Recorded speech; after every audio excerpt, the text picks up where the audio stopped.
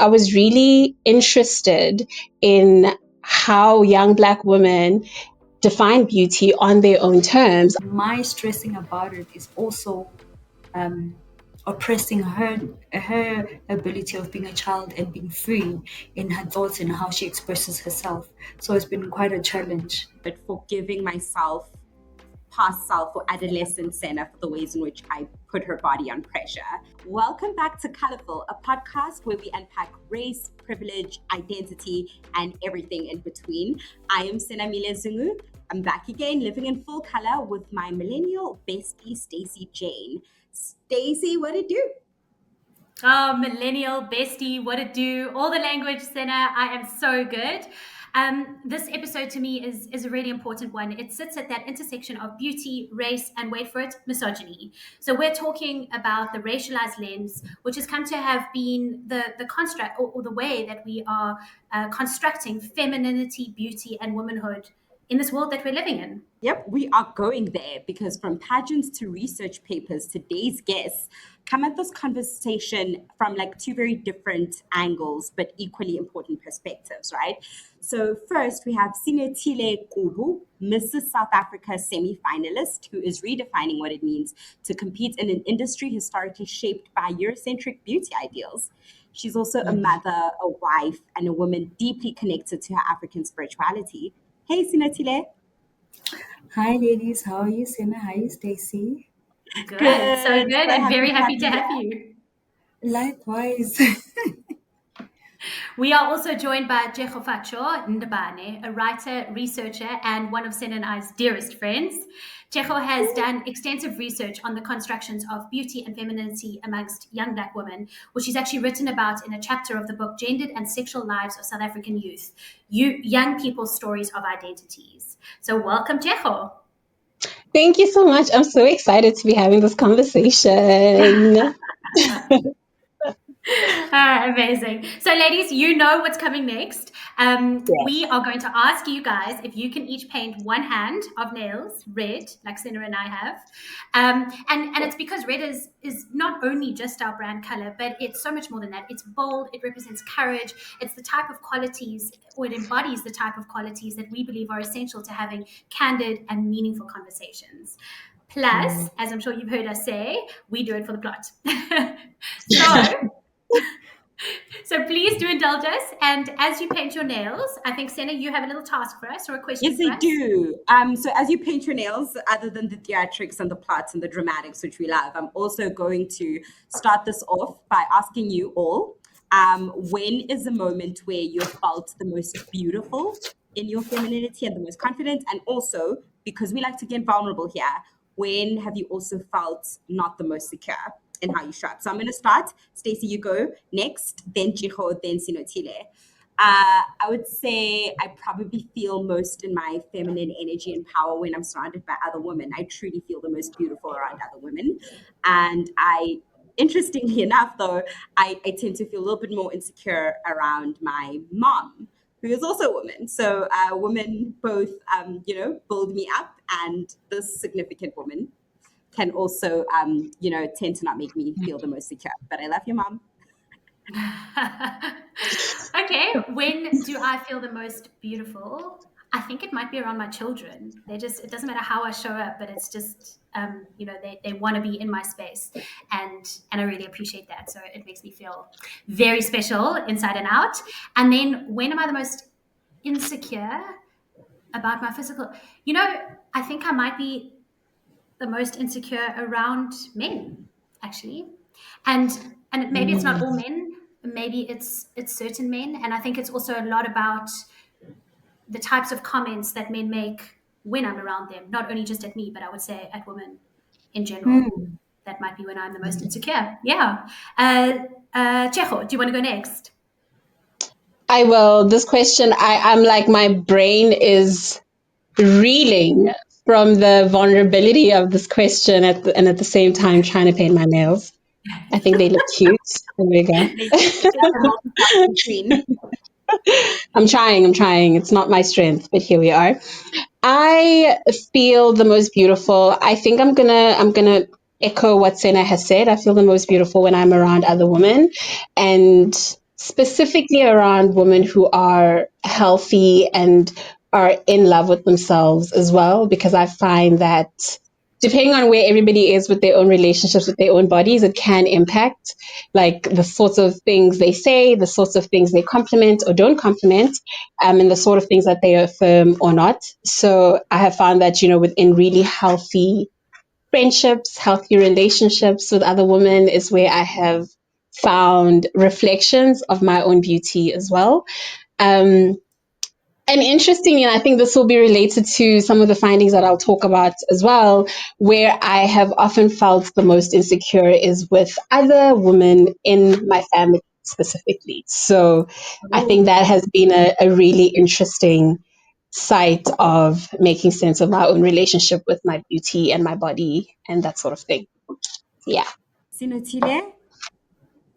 Okay, on my side, when do I feel the most secure about my physical appearance? I was actually going to think about when I was growing up, guys. Do you know I was so excited as a kid having braids done? I felt so beautiful. The first time I had my braids done, I was like, oh ma, Brenda fast type of thing. Because it was such a thing, guys. Hair was such a thing. And I felt so beautiful when I had my hair done for the first time. I remember being very excited. Apart from that, I am going to reiterate what you ladies have also said with regards to being feeling beautiful when you're around healthy spaces with other ladies, you know. Um, I even I even become more bubbly. I become more relaxed. And the more relaxed I am, the more beautiful I feel. And there's only about a handful of people who make me feel that way. It tells me that I'm in a safe space. So in essence, I feel most beautiful when I'm in a safe space mentally, physically, and emotionally. I feel my most beautiful at that time. I think that's such an incredible answer, right? Because the psychological safety really informs how you show up and how you can show up. Sinothile, let's just get into it because you're wearing that beautiful sash. You are absolutely gorgeous. Oh, Like thank you. all personality, I absolutely like just all beauty, all brains. Mrs. South Africa. Okay, this sort of pageant is historically been, shaped by very Eurocentric beauty ideals. But what does it mean for you to step into the space as a Black woman, a woman in her 40s, a mom, a wife? Sina, just by you putting in a 40-year-old woman, a mom, a wife, it already comes with certain stereotypes that society paints to us, right? So let's leave aside the Eurocentric requirements and history that comes with being in a pageant. Already the stereotype that when you reach a certain age as a woman, you're sort of less valued. We have supposedly no longer is equally attractive. We have wrinkles, body doesn't respond the same way, you know. Being a mom, you sort of dim your light because you're always prioritizing everyone else. So you fall in the background. So now you can imagine when I now step into the space where I decide I'm going to claim back who I am and I'm going to use this platform. Do you think Eurocentric beauty standards actually matter at that point in time? I don't think so. It is such an empowering and uplifting pageant that physical appearance is the last thing that you actually think about. You come as you are. You come as an empowered, enlightened woman, and you're just so excited to share that about who you are and empower everyone else to just be comfortable in their own skin. And you ladies will be very surprised to find out how insecure I used to be. And for some reason, when I turned 40, it's like I suddenly got given the permission to just go be that girl, you know? Go live your best life. And that's exactly what I'm doing, unapologetically so. So that's the space that I'm in. Sinothile, that was such a beautifully empowering description of what this pageant has meant to you, both as a woman, also as a 40-year-old woman, which I know you and I have chatted about before, but I've also just turned 40 and I feel the same level of empowerment, I must tell you.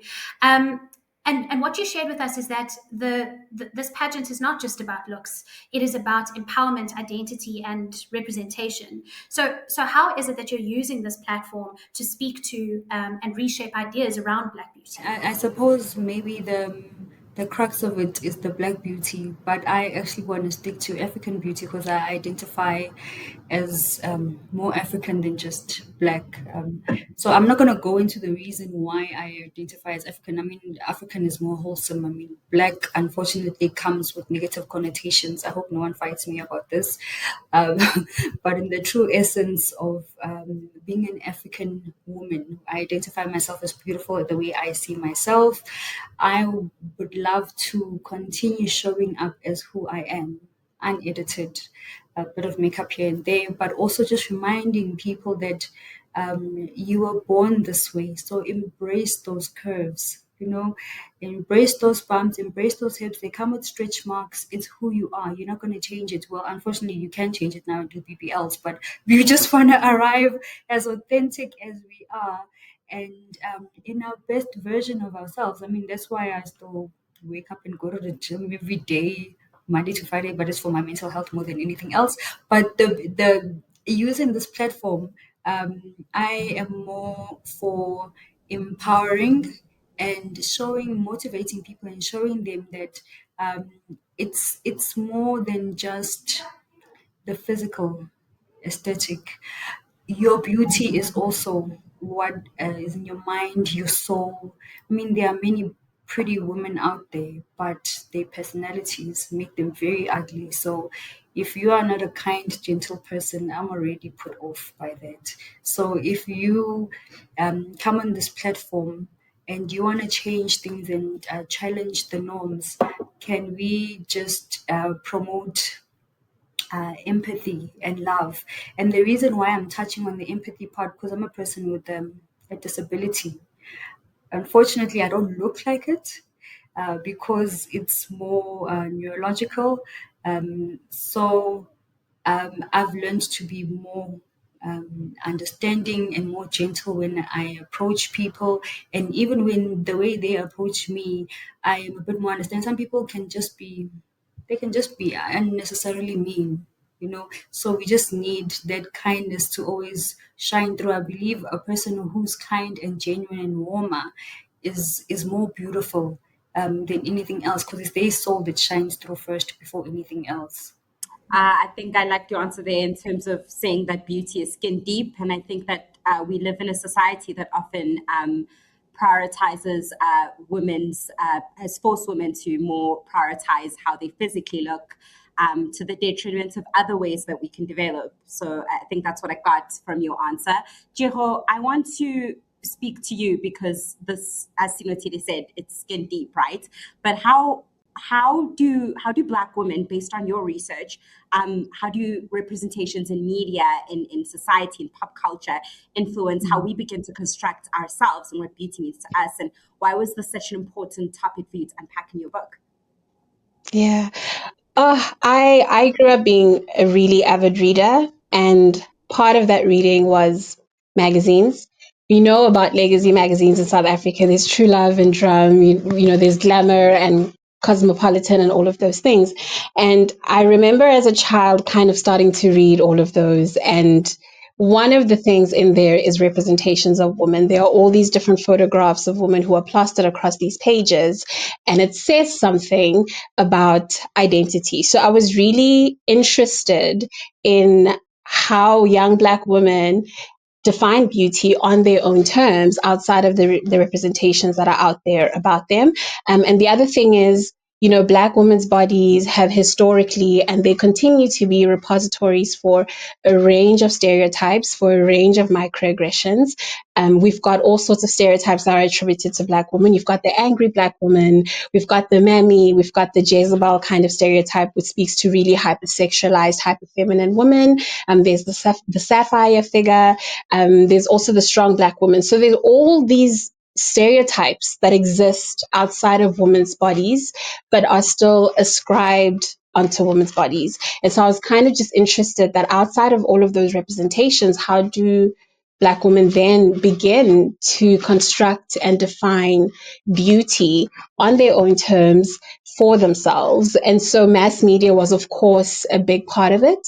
But I found that context is also really, really important. So the fact that a Black woman is situated in a university like UCT in a city like Cape Town in South Africa, that specific context matters. The culture that a specific woman is located in, it matters in terms of how they construct their own beauty, their specific socioeconomic background, their sexuality, all of those details that make up who they are also seep into and have an impact on how they then come to define themselves or not as beautiful, right? And so it was really just about looking at those things. And I think beauty is often something that's thought about as frivolous, and it's just like it's a minor detail. It should be an afterthought. But I am interested in Black women's experiences, even within those supposedly frivolous spaces, and in really looking at how they construct who they are, even within those minute little moments. Yeah, I love how you also framed it as frivolous, because we can Yeah, all dismiss it as frivolous. It's not. It's yeah, not true. There is a lived experience there, based on how you show up outwardly. That Black women and all women are constantly negotiating, but more so Black women. And mm, I think your chapter in the book is so fascinating for so many reasons. Like, you go in and you deconstruct exactly the Jezebel, the mammy, the angry Black woman, right? yeah, All of these stereotypes we now typically associate in mass media with Black women. But the most fascinating thing to me is your methodology. Can you please, to our listeners, can you please describe how you went about just sort of like yeah. researching this piece? I love this methodology. So the methodology I used is participatory action research, and research is historically quite contentious for different reasons, right? So researchers are often positioned as the experts within their own fields, and you go out there, you conduct interviews, focus groups, whatever the case is, you extract all of this information and really sensitive sometimes stories from people, and then based off of that, you create knowledge in whatever way you choose. And so, what's different and really amazing about PAR is that, unlike other research methodologies and tools, it firstly positions the researcher and the participants as co-creators within the research process. So there is an acknowledgement and a call to be mindful about the power dynamics that can play out within a research space. The other thing is that at its core, PAR is about driving action. So it's not just about producing knowledge for knowledge's sake. It's also about driving some kind of action for the researcher, for the participants, but also within the communities in which they are located and in which the research is being done. And the third thing about it that's also really fantastic is that it does not take individuals and participants out of their context. So while you are taking the data that they are giving you and you are interpreting it and making meaning of it, you're also holding in mind constantly the specific context that they are located in. So it is it's a very involved and very labor intensive methodology, but I found it's also really, really transformative, because you're not just talking about traumatic experiences or good experiences, you're also getting communal affirmation and reflection and conversation from the other people who are also participating in the study with you. Oh, thank you, Jecho, for it is just such a thorough methodology and puts everybody into context, but also across the different moments of life, and that obviously brings a certain nuance and interpretation. Something that stood out for me when I was reading that chapter was this concept about policing of Black women's bodies, and that a lot of what Black women see about themselves is shaped by, or at least influenced by, their mothers. Now, I don't think that that's necessarily limited only to Black mothers on children, but this chapter was specifically about that. And what I'd like to draw attention to is more, well, firstly, I want to unpack that concept of policing and the link to motherhood, but I also want to do it because I'm a white mom of Black children, and so there are so many nuances that I need to be thinking of, and that I do, but there's so many of that experience I am unaware of, and so I'd love to understand policing of Black women's bodies in more detail. This finding in the study was perhaps the most surprising, but I found that's also where the most transformation was able to happen for me, but also for the participants as well. And I didn't, because we had been talking so much about mass media and culture and that sort of thing, I didn't even for a second think that the family and that the household and mother-daughter relationships would be such a potent site of policing. And one of the things that I often think about in relation to this finding is that I don't know how many, probably all of us in this room, right, have at some point put on our mother's heels and tried on her lipstick or something like that. And so it made me think about some of my nieces. It made me think about some of my cousins, about the things, the dress up games we would play as children, and how often I think we forget that when little girls are putting on shoes, their mother's shoes for the first time, and are mimicking how she puts on her makeup and all of that, what that's telling us is that they are actually watching. So as a mom, when you are standing in front of a mirror, they see the look that you have on your face when you look at yourself in the mirror. They hear the sorts of things you say about yourself and about your body when you think nobody else is listening and nobody is seeing any of it. And I think that's what was potent within that finding, is that, outside of the explicit "you need to lose weight" that some of the women would speak about, things that their mothers had said to them, is that they had also, been watching, in the same way that I have watched my mother, in the same way that all of us here have watched our mothers and how they relate to themselves. So that was the one aspect of it. But the other one was also that while mothers were often the first site of policing that the participants experienced, it was also just generally other older Black women within the family. So this brings to the fore that intergenerational piece, and the fact that we do look to the people who came before us to kind of define who we are and how we fit into the world. So depending on on the context that they grew up in and the sorts of cultural stories and narratives they took in, they have ideas about what an ideal body looks like. They have an idea of what beauty looks like. And what we know is that beauty is defined along white lines. So the lighter you are, the more beautiful you are. The straighter your hair, the more beautiful you are.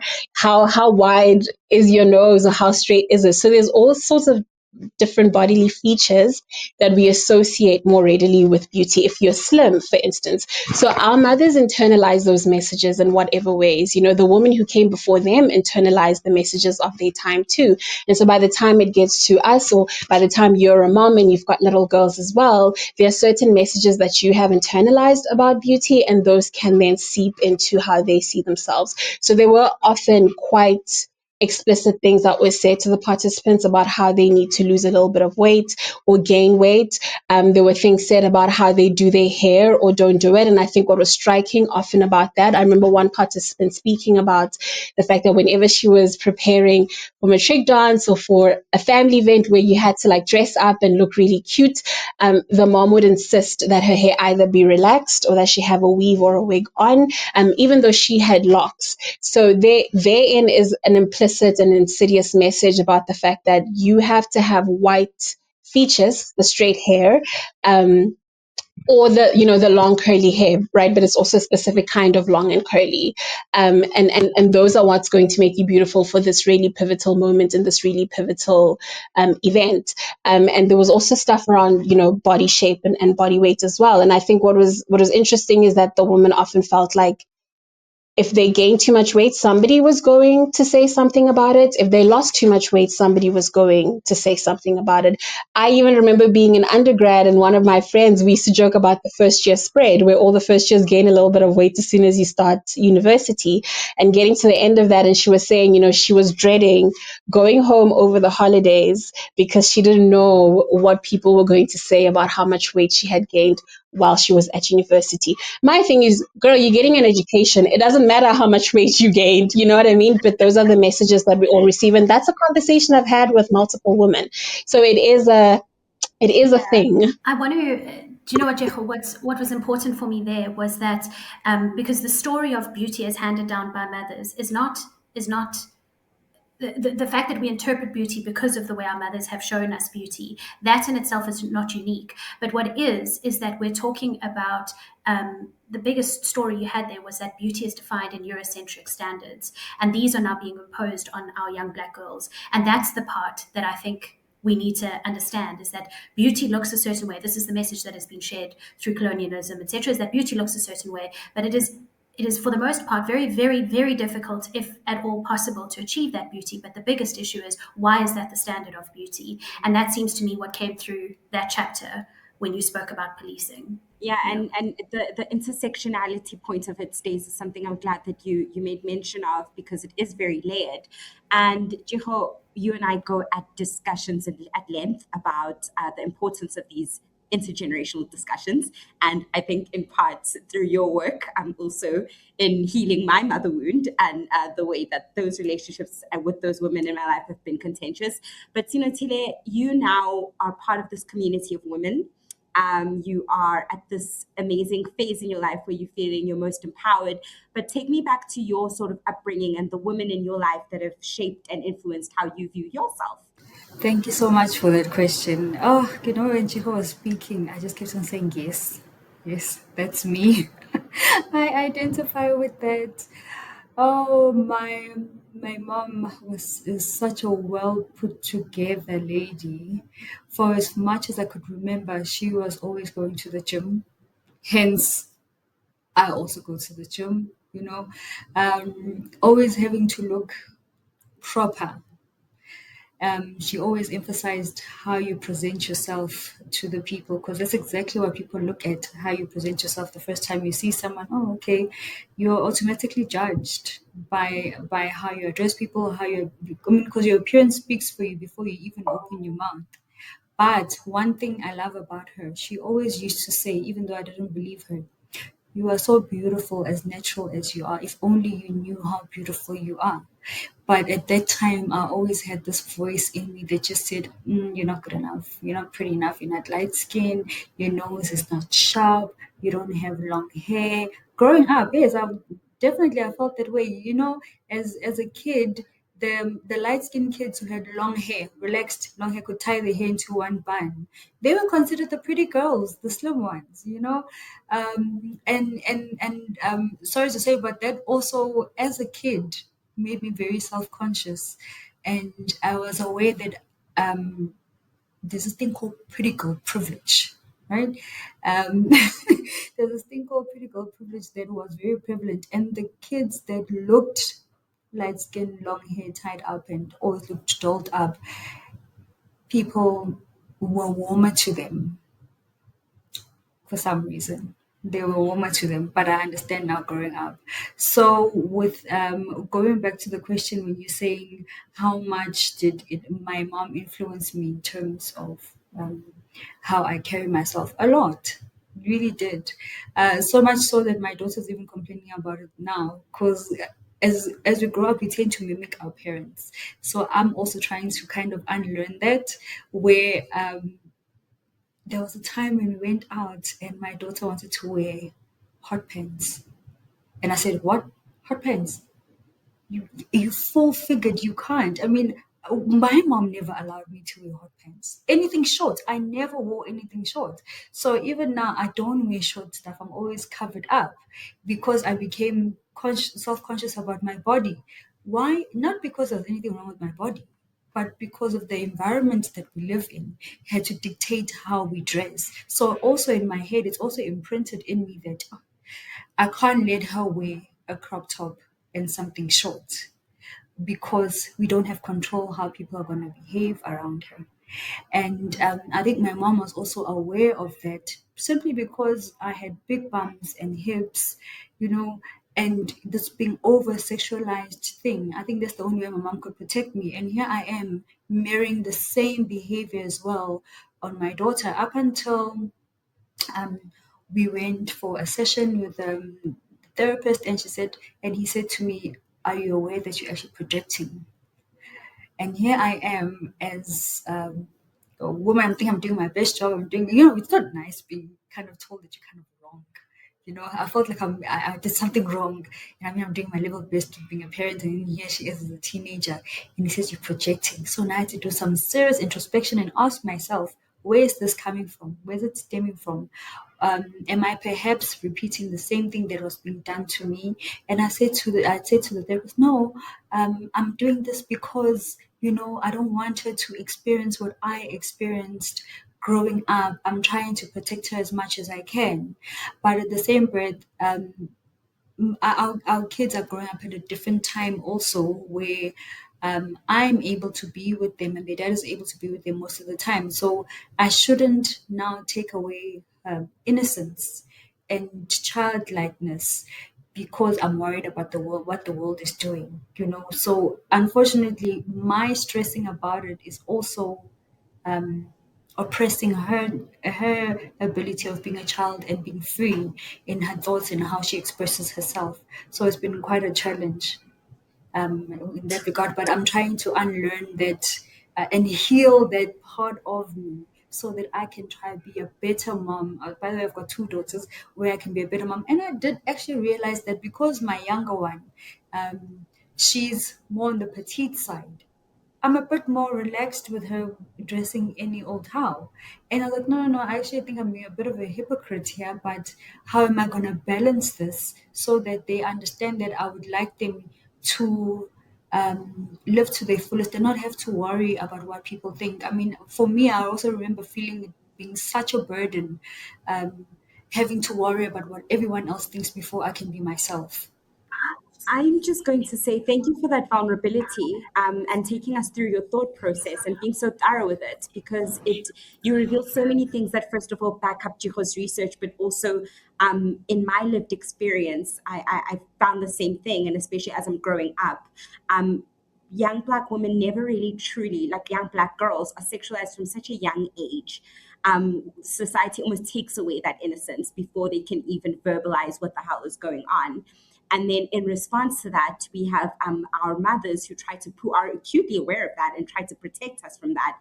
And then also that doesn't offer a safe space. And it's so layered and complex, and we could go into it like forever. Gosh, we really could. It reminds me of a story that my daughter, it still breaks my heart. Sena knows this one, but a couple of years ago when my daughter was about 4, I have this big photo wall up and she was looking at different photos of herself. And I couldn't find the pattern until I did, but she was pointing at photos of herself saying, ugly, ugly, ugly, pretty, pretty, ugly, ugly, ugly. And I couldn't see exactly what it was. And the moment I realized, I was heartbroken because she was pointing out the pictures where she had braids in, those were the pretty pictures, and where she didn't have her braids in, those were the ugly pictures. And I realized she had wanted braids because she said, I want to have hair like you. And I thought, sure, you can have hair like me, let's go get you braids. And what I'd inadvertently done by wanting to protect her was, oh gosh, it makes me sad even thinking about it, was make it seem as though her natural state is not beautiful. And so the backpedaling, that we had to do there, and to try and reframe beauty for her and her hair is just is really, really important. So I understand that line that we're walking around, protecting our children, but also loving who they are and how they were made. So I want to talk about a slightly different angle, but another angle of this sort of hypersexualization, or just a general female Black woman expectation as well. Is Tšhego, in the book, you speak about the blessee and the blesser relationship, and how the blesser is sort of heralded and put on a pedestal, and it's wonderful to be a blesser, but to be a blessee is that that's not a great standard to uphold. How does that relationship play into that the racist constructs that we have around femininity and beauty and womanhood? Oh, this is a complex one, and I think it could be an episode and a conversation all on its own. But what I was really reflecting on over there was, again, the stereotypes that Black women have ascribed to their bodies, right? You've got the Jezebel stereotype, and this is often a very hypersexual. They're represented as really hypersexual. This is the woman who's going to sleep her way to the top, regardless of whose head they step on along the way. And I think with this is, we know the blesser and blessee phenomenon as as describing primarily transactional relationships between older, often, though not always, married men who also have a lot of access to material resources, whereas the blessees are often represented, and I think this is the really key and interesting part, is that blessees are often represented as really hyper feminine women. So these are the women who in a lot of ways do conform and have not completely deviated from the white ideal standard of beauty. So they do present in a very put together. They do have the weaves and the wigs, or whatever the case is. They look amazing. They are slay queens, and it even makes me think that, like, when the term slay queen first came around, it was a way that women affirmed each other. You'd see a fellow woman looking fantastic and you'd say slay queen, and now it's used almost as like a whipping, as a piece to whip women who present in that particular way. And for me, the detail of Black women being hyper feminine and presenting in that way is not as important as the fact that it is Black women in particular who are hypersexualized in that way, and then are spoken about as morally corrupt, as engaging in sinful behavior, as basically having no standards and no morals around how they treat people or think about people. And yet, men who are blessers, it is not questioned that they are often married men, for instance. It's not questioned that, in what ways they might be using their access to material resources to bait younger Black women into relationships with them. It is not questioned what the power dynamics within those relationships look like. So I think we can talk ad nauseum about the blessee phenomenon, but I think what's really important is that, and this is the piece that is often left out, is that it is located within a very specific socio-political culture and climate. If you think about the country that we live in, where the average Black woman does not have access to specific resources, and where we've got men who are in positions of power because gender disparities exist. Those are the things that we should be looking at. But instead, when we look at the blessee phenomenon, we are disciplining Black women and talking about their moral corruptness, as opposed to questioning the kind of environment that would even influence a Black woman being within a dynamic like that. And I think there's issues here around choice. Some have even suggested that there is a business acumen, and an economic acumen that some women display within these relationships, and I think that's worth discussing too. But I'm just saying that at the base level of it, for me, it's always striking who gets the really negative connotations and really negative stereotypes attached to them and who doesn't. It is interesting for me that there isn't a specific stereotype that I can pick up out of thin air to describe men who engage in blessee relationships. There isn't a specific word for it that I can just quickly say and everybody knows exactly what I'm talking about. I have to explain what it is I'm talking about. But if I talk about a Black woman being a blessee, like, people are going to very immediately imagine what she looks like. They're immediately going to imagine the kind of behavior she engages in and how she presents herself in the world. And I don't think that that's necessarily fair. I think it is the socio-political climate that we need to be looking at first, that even makes these kinds of relationships possible. Everything that you just said there, it's honestly, I feel triggered because you're damned if you do, you're damned if you don't, right? So we Yeah, constantly tell women, be as feminine as possible, be as put together as possible, yeah, pay attention to your femininity, your beauty. But then if you pay attention to it too much, you are a slave queen, which is now used as a sort of throwaway, not even associated with sort of integrity and this almost like morally sinful thing that we call Black women who are slave queens. So I just want to ask you, Tšhego, that in your book, you referenced hashtag melaninpoppin, hashtag black girl magic, right? Why are you a fan of hashtags? Oh, I love hashtags because of their potential to conscientize users of social media, but also to drive systemic change in that they can be used to coordinate social social activism and other sorts of movements.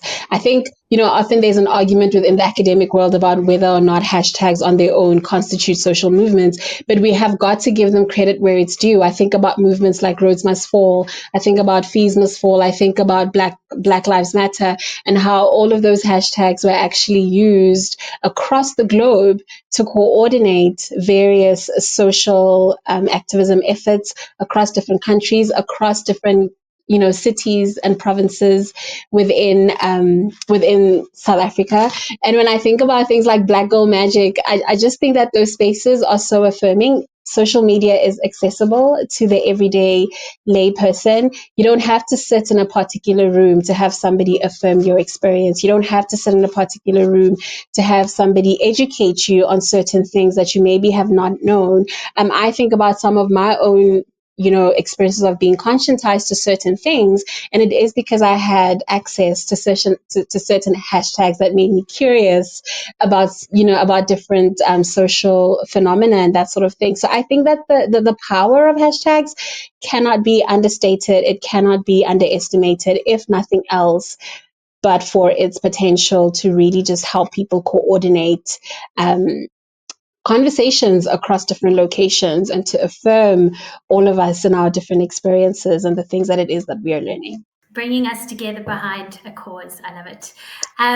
Ladies, thank you. I want to end us off quickly with something that I've been thinking about as you've been chatting, which is the various places that I need to rethink and relearn the concepts of and constructs of beauty. One of them, which kind of dawned on me as you were speaking, Sinothile, was around how very often as women we shape what we are experiencing through the eyes of a man. And in actual fact, what I'm unlearning is I don't care what you think about me, whether I'm on my period or not, but you need to show up in a certain way because I'm a human and I keep this generation going. If it weren't for me, you wouldn't be here. So those kinds of unlearning behaviors are so critical to me. And I hope that that's what we're sharing with our children, that men simply putting up with us is in absolutely no way acceptable.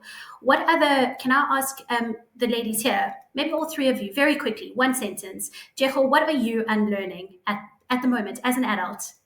As it relates to beauty, I am currently unlearning the idea that women have a prime.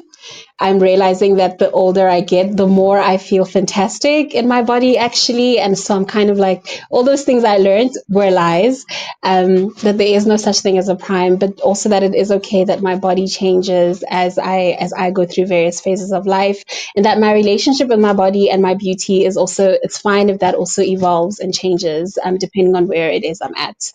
Love it. Sinothile. Tšhegofatšo, thank you so much for bringing that one up, because I absolutely resonate with it. I am currently going through that. I actually feel better now than I did before. So embracing my current state and being excited and actually looking forward to what else my body has in store in terms of my looks and how I feel in terms of confidence, I wish I appreciated my youth back then, because I was always having reservations, worried, oh, do I look good enough?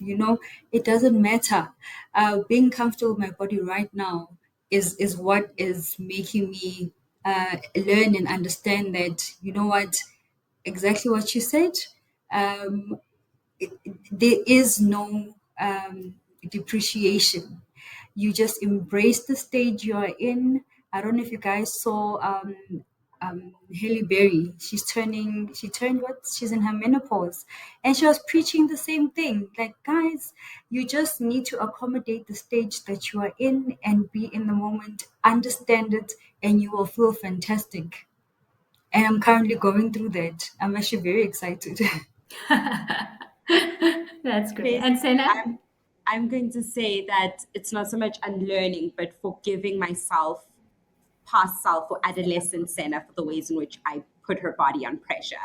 and also loving the body that has gotten me through so many difficult phases in my life. So it's honoring that and forgiving that girl for not always treating her body in the best way, but using all the tools that she had at her disposal to try and feel safe and to try and feel beautiful. So I forgive her. Oh my goodness.